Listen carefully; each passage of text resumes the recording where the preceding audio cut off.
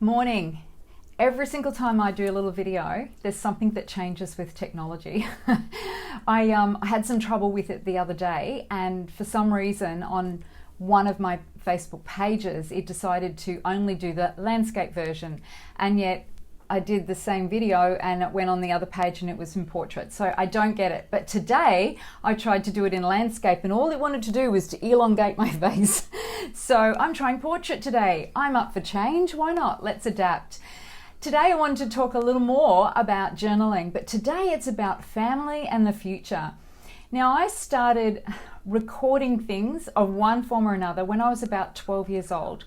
I had an opportunity through a school project to do some family history. So I went home and asked mum and dad everything they knew, which wasn't a great deal. And it's much easier to ask the grandparents often because they're the ones that have, kept information in their minds and kept the families connected and together.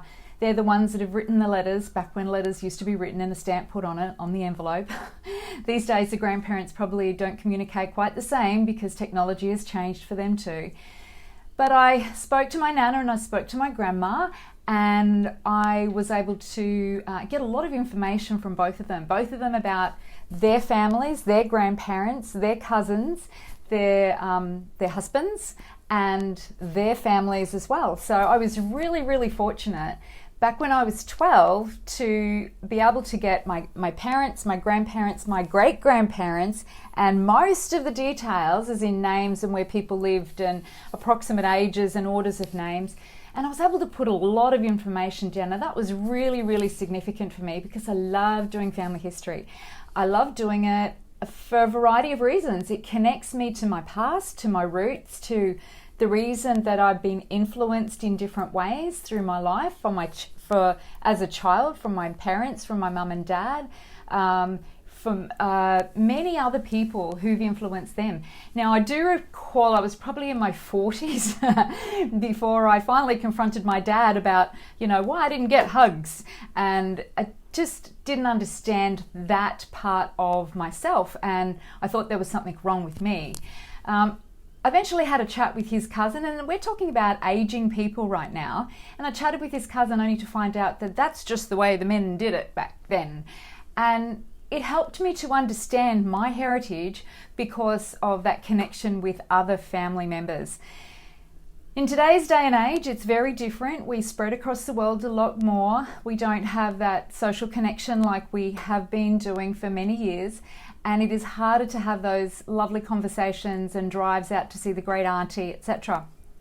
And sometimes the oldies just don't know how to connect with FaceTime or Skype or Zoom, and most of the time they don't, so it makes it really difficult to continue that connection. But I wanted to chat today a little more about how to make it better for your family and your future by doing something now.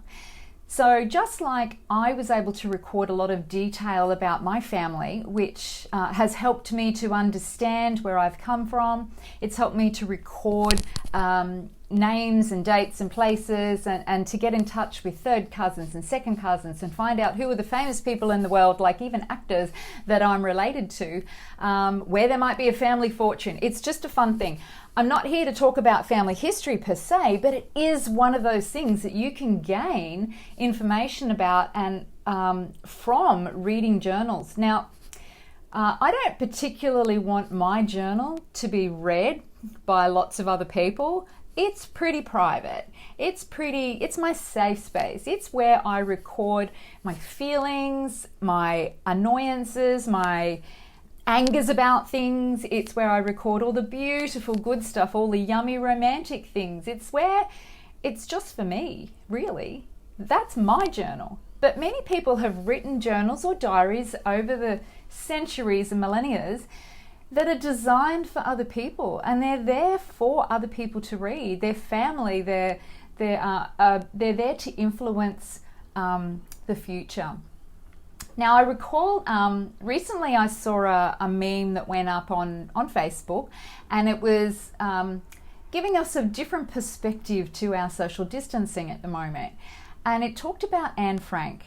And she was a young girl that was caught up in the isolation of being a Jewish girl in Amsterdam.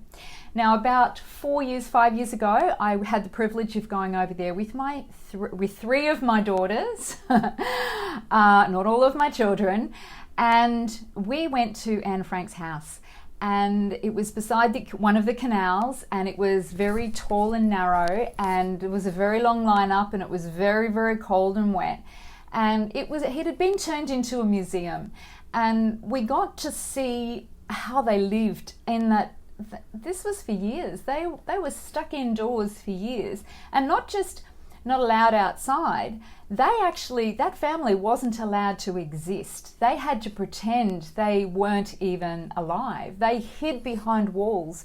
They couldn't flush toilets or turn taps on because there was a huge fear of the repercussions of what was going to happen with the authorities if they were found out to be Jewish and alive. Well, there was a point in time where it was discovered, and there were, taken away. Family was taken away, and there were some deaths in the family. And Dad survived though, and Anne had been writing a journal. She'd been writing her experiences during this time of isolation for her and the family, and the magnificent perceptions of, I think she could have even been 8 years old when she started writing, has been brought to light through her journal, which was in a briefcase that her dad actually was able to acquire at some point. And so her journal was written for the future. She was a child writing for the future to give us a new understanding, a new perspective, but she was just writing from the heart. And so we can gain great value from other people's journals, other people's biographies or autobiographies.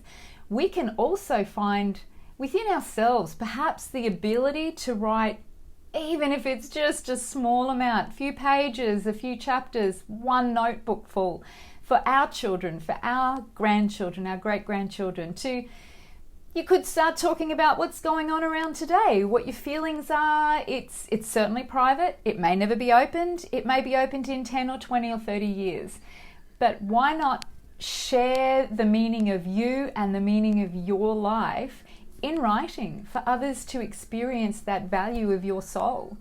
And they may even be inspired by the things that you've written.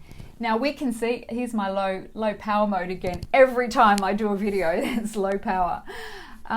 They who read your journal may be inspired to live a different kind of life. I certainly know that I have gained an inspiration from reading parts of Anne Frank's life, to see and experience the home life and the isolation that they had to live through during World War II in Amsterdam. So I guess that's what I'm really wanting to share with you today, that journals can be for family and for the future. They don't just need to be about you and all the good, the bad and the ugly that you're going through and experiencing, and you want just to stay very private, and when you die you want to burn the whole thing anyway.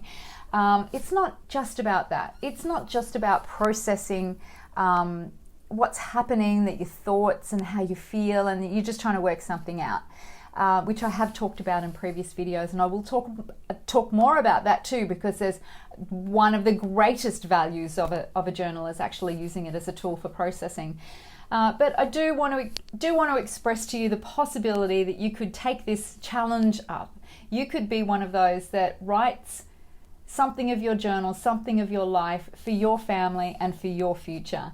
And you never know where it might go, but I guarantee that there'll be some value that'll be experienced from that, even if it's just somebody holding your journal and experiencing who you are and your authenticity and your divinity.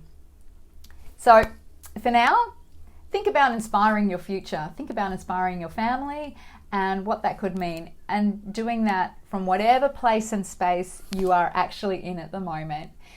Today, have a great one and rise up and live your spirited life. It's Leanne James here, Lotus Energies. Reach out, touch base, love to chat. Enjoy your day. Bye.